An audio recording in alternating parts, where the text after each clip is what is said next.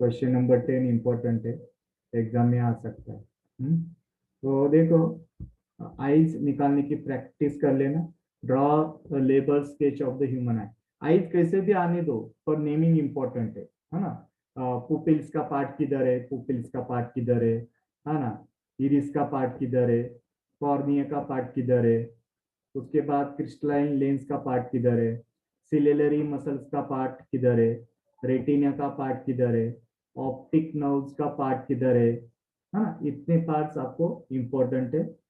Eyes कैसे भी आने दो, तो नेमिंग तो आना चाहिए। तो ये डायग्राम इंपॉर्टेंट है, एग्जाम में 5 स्टार कर लेना उसको। नेक्स्ट क्वेश्चन देखो, क्वेश्चन 11 एक्टिविटी दिया है, एक्टिविटी बेस्ड के ऊपर क्वेश्चन है। Gurmeet wanted to perform activity 16.8 using a laser torch, ऐसा दिया है। Her teacher advise her not to do so, ऐसा नहीं करना बेटा। Can you explain the basis of the teacher's advice. तो जो टीचर्स का एडवाइस है वो एक्सप्लेन करना है, क्यों ऐसे टीचर ने बोला है। तो आंसर क्या है, intensity of laser beam is very high. Light से ज्यादा लेजर की इंटेंसिटी ज्यादा रहती है। As it carries large amount of heat energy, क्या कैरी करता है वो, large amount of heat energy. It is harmful for eyes and can cause permanent damage हो सकता है। One should not take at laser beam directly और indirectly for a longer period पे आप आग के ऊपर ऐसे लेजर फोकस नहीं कर सकते, तो आग को हार्मफुल हो सकता है। तो ये आएगा समझ में। नेक्स्ट क्वेश्चन 12 करेंगे। देखो क्वेश्चन 12 क्या दिया है, explain how you can take care of your eyes, है ना। आप आपकी जो आईज है वो उसकी केयर कैसे करेंगे। तो क्या है, if advise we should use suitable spectacles का यूज करेंगे। टू लिटिल और too much light is bad for eyes. Insufficient light causes eye strain and headache. हाँ, उसके बाद we should not look at the sun और powerful light directly. Never रब अवर eyes. उसके बाद wash our eyes frequently with clean water. Always read the normal distance for vision. Do not read by bringing your book too close to your eyes. ये इसका answer आएगा समझ में। तो आप आईज की कैसे केयर ले सकते हैं, तो उसका आंसर था। नेक्स्ट क्वेश्चन देखो, नेक्स्ट क्वेश्चन करेंगे क्वेश्चन नंबर 13। क्वेश्चन नंबर 13 एक प्रॉब्लम दिया है। देखो क्या है प्रॉब्लम है, देखो प्रॉब्लम दिया है, what is the angle of incidence of a ray. What is the angle of incidence of a ray if the reflected ray is an at an angle of 90 degree to the incident ray. तो इधर क्या बोला है उन्होंने, इनकी incident angle और reflected angle दोनों क्या है, इक्वल है। तो उन्होंने क्या दिया है, इंसिडेंट एंगल और रिफ्लेक्टेड एंगल का एडिशन कितना है, 90 डिग्री है। पर एंगल आई और एंगल आर दोनों इक्वल है, तो आर की जगह पे एंगल आई पुट करो। Angle i plus angle i is equal to 90 degree. Angle i plus angle i 2 times angle i is equal to 90 degree. और 2 से 90 डिग्री को डिवाइड करो, तो एंगल आई कितना आएगा, 45 डिग्री आएगा। आया समझ में। प्रॉब्लम दिया था इंपॉर्टेंट है, भी 5 स्टार करके रखना। आएगा समझ में। नेक्स्ट क्वेश्चन नंबर 14 करेंगे। क्वेश्चन नंबर 14 क्या दिया है, देखो ऑब्जेक्टिव टाइप क्वेश्चन है। How many images of candle will be form if it is placed between two parallel plane mirrors separated by 40 centimetre. यानी कि उन्होंने क्या दिया है, how many images of candle form हो सकते हैं if it is placed between two parallel plane mirrors, है ना। जो कैंडल है दो पैरेलल प्लेन मिरर्स के बीच में रखा, और वो कितने से सेपरेट किया, 40 सेंटीमीटर। तो कितने मिलेंगे आपको, इधर पैरेलल प्लेन मिरर का यूज किया तो आपको इनफाइनाइट नंबर ऑफ इमेजेस मिल सकते हैं। कितने, बहुत सारे, इनकी infinite number of images. Next question 15 दिया है, देखो two mirrors meet at right angles, है ना। दो मिरर्स कैसे मीट किया है, राइट एंगल्स में। Ray of light is incident on at an angle of 30 degree बोला है उन्होंने, as shown in figure। देखो फिगर में दिखाया है 16.18 में एंगल 30 डिग्री दिखाया है। तो draw the reflected ray from the second mirror. आपको इधर 30 डिग्री दिखाया है, इधर 30 डिग्री एंगल दिखाया है। आपको क्या करना है, draw the reflected ray draw करना है फ्रॉम द सेकेंड मिरर। देखो इसका आंसर कैसे करेंगे, देखो नेक्स्ट बताता हूँ मैं, देखो आपको।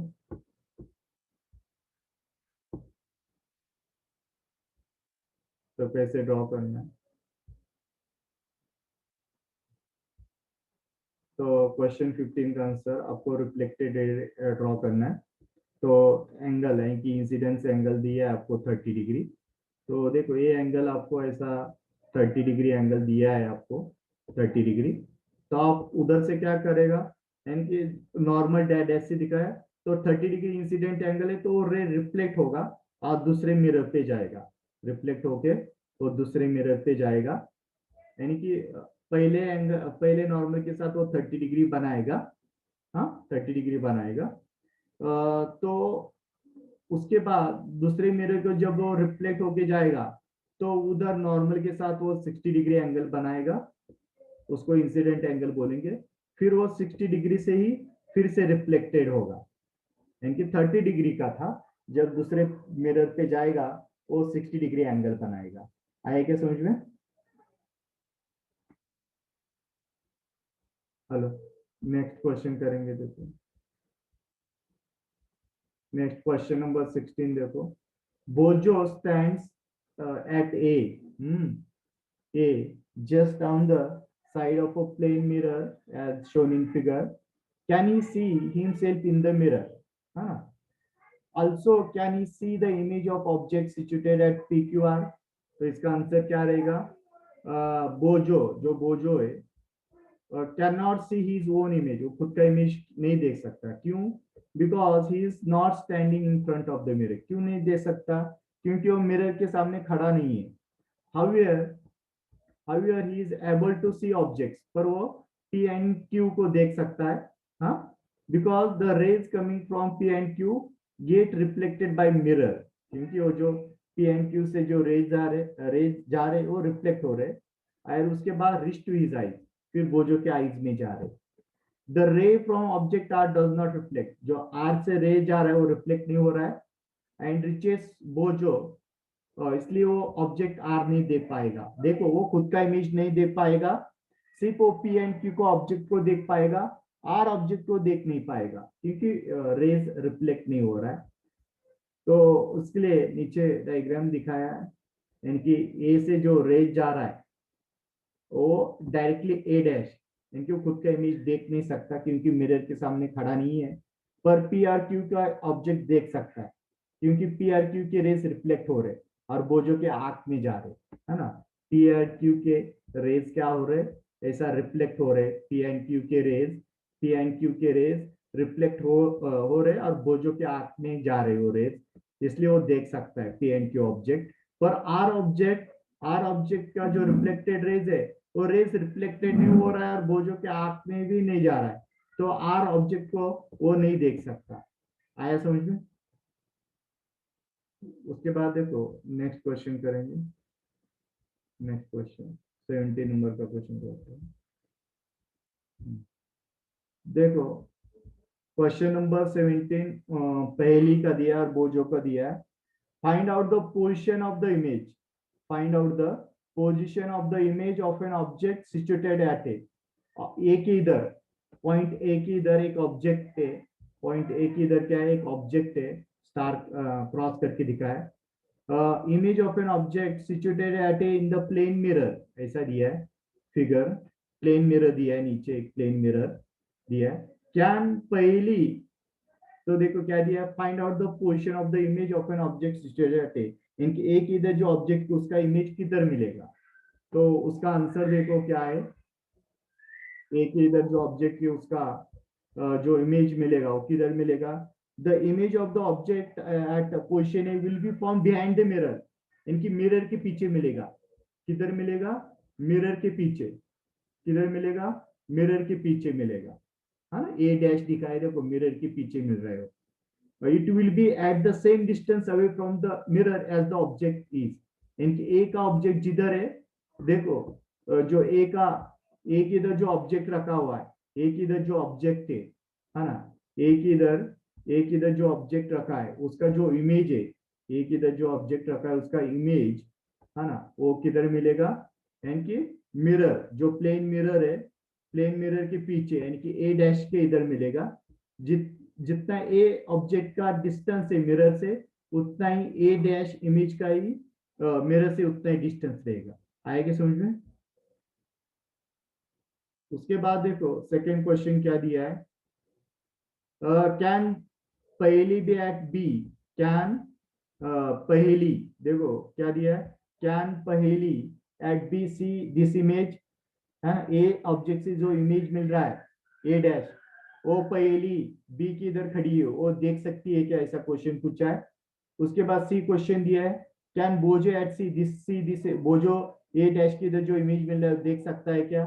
वेन पहेली मूव्स फ्रॉम, जब पहेली मूव होगी B to C, where does the image of A move, तो इमेज ऑफ ए किधर मूव होगा। तो ऐसे तीन क्वेश्चन है, तो अच्छा क्वेश्चन है, देखो आंसर बताता हूं मैं।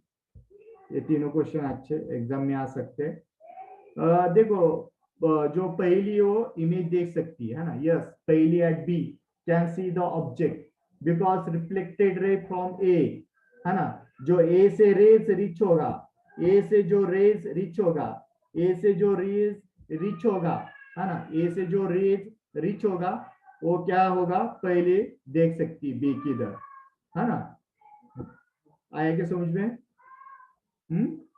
Yes, Paley at B can see the object because reflected ray from A will reach B. उसके बाद बोजो can see also this image because his eyes receive the reflected ray from A. A से जो rays reflected होगा वो क्या करेगा, सी ए ना, सी क्या करेगा, यानी कि क्या करेगा, उसको रिसीव करेगा। उसके बाद जब पहली बोझो की इधर मूव हो जाएगी तो ए का इमेज दिखेगा क्या, if you trace the reflected rays from B to C, हाँ, if the trace the reflected rays from B to C backwards, है ना, बैकवर्ड्स पीछे की तरफ डैश डैश से हमने किया है, तो क्या होगा, they converge at point behind the mirror and position of image A remains fixed even if पहली moves from B to C। जब पहली B से B to C मूव होगी तो भी जो ए ऑब्जेक्ट का जो ए डैश इमेज है वो किधर मूव नहीं होगा, वो उधर ही रहेगा। आएगा समझ में। हाँ, तो ये इसके लाइट के क्वेश्चंस थे, आप एक बार रिवाइज कर लेना, कुछ डाउट रह सकता आप पूछ सकते हैं। तो देखो उसके बाद